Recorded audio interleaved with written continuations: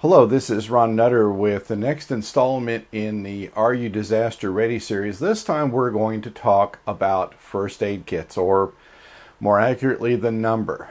In following videos, you're going to start hearing, as we have a talk about the different components that make up a first aid kit.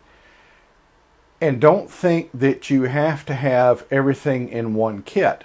While I do have a kit like that, that one is a combination of for use in worst case scenarios and when I'm working with the charity that I volunteer with in my hometown, that if we don't have EMTs nearby, that I've got a reasonable chance at having whatever we're probably going to have within the limits of the training that I've got.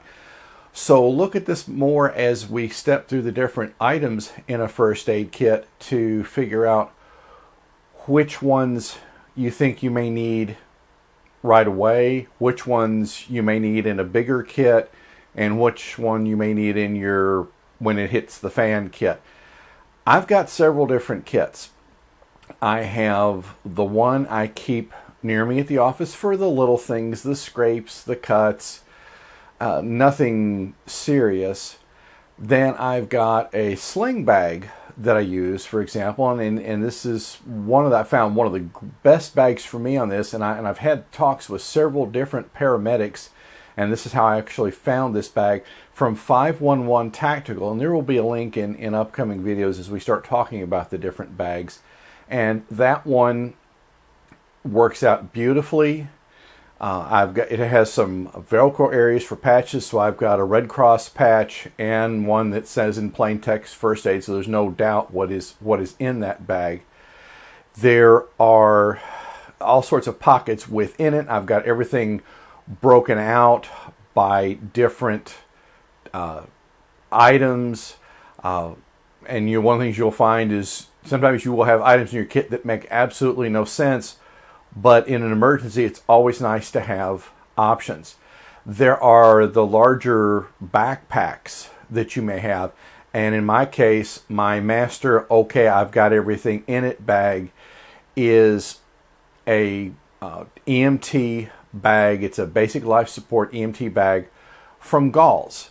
And that has served me well for many years. In fact, for a long time, that was my main kit. I've got a smaller kit that uses the MOLLE system, M-O-L-L-E, and it can either attach to my 511 Tactical sling bag, or I can sit there and it just clips right over a belt very well. So there's a variety of things that you can use for different bags. There's no right or wrong bag. What may work fine for me may not work for you in another situation. And sometimes bags I've started out with, I found out in the long run really don't work that well. So it's going to be a learning process. But what a bag that may not work for you, say you've got kids who are of driving age. Well, this is one of the things that you can always put a bag in the back of their vehicle because they may get caught out somewhere, something may happen, and at least they can tend to their own needs until help gets there. So it never hurts to be prepared, because in the event of even a small scale localized disaster, they're going to have to prioritize resources, and that's going to be something that if you can take care of yourself, it at least gives you a better chance to getting to where help is instead of waiting for help to come to you.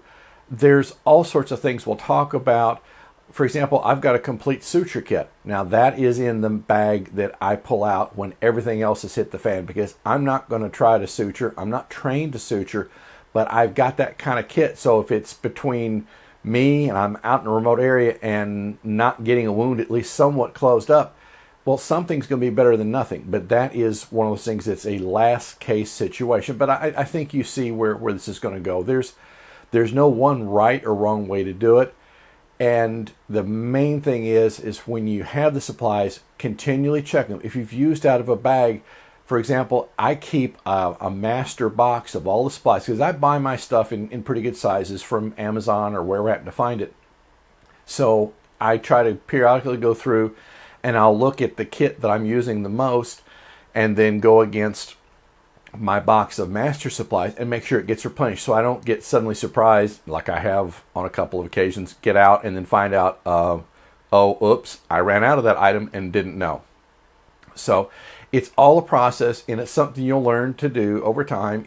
Don't expect this to happen overnight, but you will get it done one step at a time. So appreciate your subscribing to this channel to stay up as I'm going to do other videos, and I'm going to try to do at least 1 or 2 a week. I've been going through some equipment changes on how I do the videos, so that has kind of thrown me for a loop, but I'm getting back on track. So thank you for your time, and we'll see you in the next video.